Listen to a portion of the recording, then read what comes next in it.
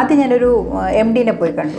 അപ്പോൾ പുള്ളി പറഞ്ഞു ഇത് ഇൻഫെക്ഷനൊക്കെ ഉണ്ട്, അതുകൊണ്ടാണെന്ന് പറഞ്ഞിട്ട് കുറച്ച് ടാബ്ലറ്റൊക്കെ തന്നു. അതിനിടയ്ക്കെന്ന് പറഞ്ഞിട്ടുണ്ടെങ്കിൽ എൻ്റെ മോൻ്റെ കുട്ടിയൊക്കെ വന്നിട്ട് ഞാൻ ഈ കുട്ടീനെ എടുക്കുകയൊക്കെ ചെയ്തപ്പോൾ ഈ കൈയൊക്കെ തീരെ പൊക്കാൻ പറ്റണ്ടായി. ഹായ്, എൻ്റെ പേര് ഡോക്ടർ രാജേഷ് പി നായർ. ഞാൻ കൺസൾട്ടൻറ്റ് റീഹാബിലിറ്റേഷൻ ആൻഡ് പെയിൻ ഫിസിഷ്യനാണ്.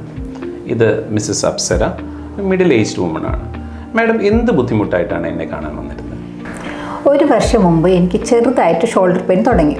അപ്പോൾ ഞാനത് അത്ര കാര്യമാക്കിയില്ല. അതിന് ശേഷം ഞാൻ കുറേശ്ശെ ആ പെയിൻ കൂടി വന്നു. ആദ്യം ഞാനൊരു MD-നെ പോയി കണ്ടു. അപ്പോൾ പുള്ളി പറഞ്ഞു ഇത് ഇൻഫെക്ഷനൊക്കെ ഉണ്ട്, അതുകൊണ്ടാണെന്ന് പറഞ്ഞിട്ട് കുറച്ച് ടാബ്ലറ്റൊക്കെ തന്നു. അപ്പോൾ കുറച്ച് ആ ടാബ്ലറ്റ് കഴിച്ച സമയത്ത് എനിക്ക് കുറച്ച് ഭേദം തോന്നി. പക്ഷേ വീണ്ടും പെയിൻ കൂടി. അപ്പോൾ ഞാൻ വിചാരിച്ചു ഇത് ഷോൾഡറിൻ്റെ ഒരു പെയിൻ ആയതുകൊണ്ട് ഓർത്തോനെ കാണാമെന്ന് വിചാരിച്ചിട്ട് ഓർത്തോനെ പോയി കണ്ടു. അപ്പോൾ അദ്ദേഹം എൻ്റെ അടുത്ത് പറഞ്ഞു പോയിട്ട് ഫിസിയോതെറാപ്പി ചെയ്യൂ, പിന്നെ ഒരു ടാബ്ലറ്റും തന്നു.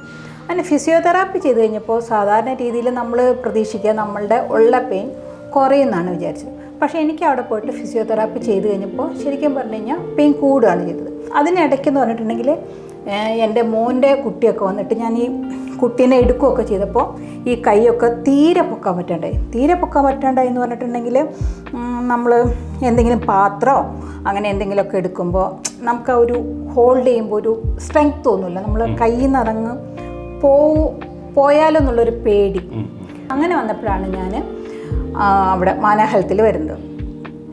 അവിടെ വന്നിട്ട് ആദ്യം തന്നെ ഈ പറഞ്ഞ പോലെ എനിക്ക് ഫിസിയോതെറാപ്പി ചെയ്യുന്നതെന്ന് പറയുമ്പോൾ എനിക്ക് ശരിക്കും പറഞ്ഞ ഒരു പേടിയായിരുന്നു. കാരണം കഴിഞ്ഞ പ്രാവശ്യം ആദ്യം ചെയ്ത സമയത്ത് എനിക്ക് എന്തൊക്കെ എനിക്ക് ഇന്നർ വെയർ ഇടാനോ ഒക്കെ ആ സമയത്ത് ഫിസിയോതെറാപ്പിക്ക് പോകുന്ന സമയത്തേക്ക് ഇന്നർ വെയറൊക്കെ എനിക്ക് ഇടാൻ പറ്റുമായിരുന്നു. പക്ഷേ ഫിസിയോതെറാപ്പി ചെയ്ത് കഴിഞ്ഞപ്പോൾ എനിക്ക് ബാക്കിലേക്കുള്ള മൂവ്മെൻറ്റ് കംപ്ലീറ്റ് ആയിട്ട് ഒട്ടും ഒന്നും ചെയ്യാൻ പറ്റാത്തൊരു രീതിയിലേക്ക് മാറിയായിരുന്നു. അപ്പോൾ അപ്പോഴും നമ്മുടെ എവിടെയും ഫിസിയോതെറാപ്പിയാണ്, പിന്നെ PCRT എന്ന് പറഞ്ഞൊരു ട്രീറ്റ്മെൻറ്റാണ് ചെയ്തു തുടങ്ങിയത്.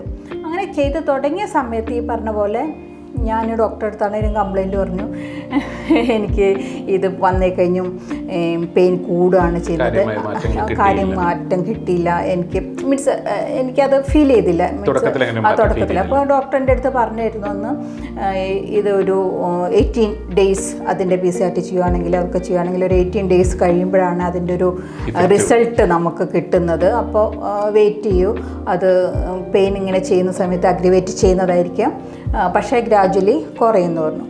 അത് കഴിഞ്ഞിട്ട് പിന്നെ ഈ പറഞ്ഞ പോലെ നമ്മളിവിടെ ഒരു ഇഞ്ചക്ഷൻ എടുത്തു, ഫിസിയോ നമ്മൾ കണ്ടിന്യൂ ചെയ്തപ്പോൾ എനിക്ക് ഇപ്പോൾ പറയുകയാണെന്നുണ്ടെങ്കിൽ ഞാൻ ഡോക്ടറെ കാണാൻ വന്നിരുന്ന ഒരു സമയത്തെ കഴിഞ്ഞും എനിക്ക് ഏകദേശം ഒരു 80% ഇമ്പ്രൂവ്മെൻ്റ് ഉണ്ടായിട്ടുണ്ട്. ഇനിയിപ്പോൾ നമുക്ക് ഒരു 1 വീക്ക് കൂടെ ഉണ്ട് നമ്മളുടെ ഒരു ട്രീറ്റ്മെൻറ്റ് കംപ്ലീറ്റ് ആവാനായിട്ട്. Thank you. മിസ്സസ് അപ്സരയ്ക്ക് സ്റ്റേജ് 2 ഫ്രോസൺ ഷോൾഡർ എന്ന കണ്ടീഷനായിരുന്നു. ഇവർക്ക് കഴിഞ്ഞ ഒരു വർഷമായിട്ട് പ്രോഗ്രസീവായിട്ട് വേദന വന്നു തുടങ്ങി. വേദന കുറേശ്ശെ കൂടി വന്നു. കൈ പൊക്കാനായിട്ട് ബുദ്ധിമുട്ട് വന്നു തുടങ്ങി. ദൈനംദിന ജോലികൾ, വസ്ത്രം ധരിക്കുക, കുളിക്കുക തുടങ്ങിയ കാര്യങ്ങൾ ചെയ്യാൻ ബുദ്ധിമുട്ടായി തുടങ്ങി. ഈ അസുഖത്തിന് പറയുന്ന പേരാണ് ഫ്രോസൺ ഷോൾഡർ അഥവാ പെരി ആർത്രൈറ്റിസ് ഷോൾഡർ. ഷോൾഡറിന് ചുറ്റുമുള്ള ക്യാപ്സൂളിൽ വരുന്ന ചില രൂപമാറ്റങ്ങളും സ്ട്രക്ചറൽ ചേഞ്ചസ് ആണ് ഇതിലേക്ക് എത്തിക്കുന്നത്. ഷുഗറിൻ്റെ അസുഖമുള്ള ആളുകൾ, തൈറോയിഡിൻ്റെ പ്രശ്നമുള്ള ആളുകൾ, സ്മോക്കിംഗ് ഉള്ള ആളുകൾ, സ്ത്രീകൾ പൊതുവെ ഇങ്ങനെയുള്ള ആളുകളിൽ ഈ ഫ്രോസൺ ഷോൾഡർ വളരെ കോമൺ ആയിട്ട് കാണുന്നതാണ്. സാധാരണ 30 വയസ്സിനും 60 വയസ്സിനും ഇടയിലുള്ള വ്യക്തികളിലാണ് ഇത് കോമൺ ആയിട്ട് കാണുന്നത്. ഫ്രോസൺ ഷോൾഡറിനുള്ള വളരെ ഇഫക്റ്റീവായ ഒരു ട്രീറ്റ്മെൻറ്റ് മെത്തേഡാണ് ഹൈഡ്രോഡയലിറ്റേഷൻ, അതുപോലെ തന്നെ പൾസ്ഡ് സിഗ്നൽ തെറാപ്പി. ഹൈഡ്രോഡയലിറ്റേഷനിൽ നമ്മൾ ഷോൾഡറിൻ്റെ അകത്ത് ഒരു ദ്രാവകം കുത്തിവെച്ച് ആ ജോയിൻറ്റിനെ മാക്സിമം വികസിപ്പിക്കുകയാണ് ചെയ്യുന്നത്. ഇങ്ങനെ വികസിപ്പിക്കുന്നതിനോടൊപ്പം തന്നെ പൾസ് സിഗ്നൽ തെറാപ്പി അഥവാ പൾസ് ഇലക്ട്രോമാഗ്നറ്റിക് ഫീൽഡ് തെറാപ്പി കൂടി അപ്ലൈ ചെയ്യുമ്പോൾ ജോയിൻറ്റ് പൂർണ്ണമായും വികസിക്കുകയും ജോയിൻറ്റിന് വന്നിട്ടുള്ള ആ ടൈറ്റ്നെസ്, ആ സ്റ്റിഫ്നെസ് ഇല്ലാതാകുകയും ചെയ്യുന്നു. ഇതോടൊപ്പം ഫിസിയോതെറാപ്പി കൂടി പ്രോപ്പർ എക്സസൈസസ് കൂടി കമ്പൈൻ ചെയ്യുകയാണെങ്കിൽ കണ്ടീഷൻ വളരെ പെട്ടെന്ന് തന്നെ ഇമ്പ്രൂവ് ചെയ്യുകയും ആൾക്ക് ദൈനംദിന ജോലികളെല്ലാം വേദനയില്ലാതെ ചെയ്യാൻ പറ്റുകയും ചെയ്യുന്നു. തുടക്കത്തിൽ ഏകദേശം 30 ഡിഗ്രി മാത്രമായിരുന്നു കൈ പൊക്കാൻ കഴിഞ്ഞിരുന്നത്. അതുപോലെ റൊട്ടേഷൻസും കൈ തിരിക്കാനുള്ള ആ ഒരു കപ്പാസിറ്റിയും വളരെ കുറവായിരുന്നു. അതിൻ്റെ ഒരു ദൃശ്യം നമുക്കിപ്പോൾ കാണാം.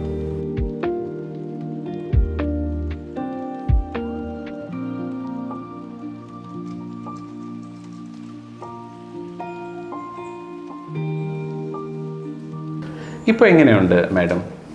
ഇപ്പോൾ എനിക്ക് മൂവ്മെൻറ്റ് ഓൾമോസ്റ്റ് ഒരു 90% ശരിയായിട്ടുണ്ട്. ഒരു 1 ഇയർ മുമ്പ് ഉണ്ടായിരുന്ന അത്രയ്ക്ക് എത്തിയിട്ടില്ലെങ്കിലും ഒരു 80% ഒക്കെ എത്തിയിട്ടുണ്ട്. ഇനിയിപ്പോൾ ഒരാഴ്ച കൂടെയുണ്ട് ട്രീറ്റ്മെൻറ്റ്. ഓൾമോസ്റ്റ് ഒരു 3-4 ആഴ്ച കൊണ്ട് മാഡത്തിന് ഇപ്പോൾ ഓൾമോസ്റ്റ് 80% ഇമ്പ്രൂവ്മെൻറ്റിലേക്ക് ആയിട്ടുണ്ട്. കൈ ഒന്ന് പൊക്കി കാണിക്കാം. ഇത് ഏതെല്ലാം പൊസിഷനിൽ മാഡത്തിന് പൊക്കാൻ കഴിയും? നേരെ ഫുള്ളായിട്ട് പൊക്കാൻ കഴിയും. സൈഡ് വഴിക്കാണെങ്കിലോ? Very good. മാഡത്തിന് പുറയിലേക്ക് കൈ പുറകോട്ട് എടുക്കാനോ? പുറയിലേക്ക്. ഓക്കെ. ഈ ചികിത്സയെക്കുറിച്ച് കൂടുതലായി നിങ്ങൾക്ക് അറിയണമെന്നുണ്ടോ? നിങ്ങൾക്ക് ഇതുപോലെ ഒരു തോളിന് ഇതുപോലെ ഒരു കംപ്ലയിൻ്റ് ഉണ്ടോ? താഴെ കാണുന്ന നമ്പറിൽ കോൺടാക്റ്റ് ചെയ്യുക. മാന ഹെൽത്തിൻ്റെ ആലുവ, എറണാകുളം ബ്രാഞ്ചുകളിൽ ഈ ചികിത്സ അവൈലബിൾ ആണ്. Thank you.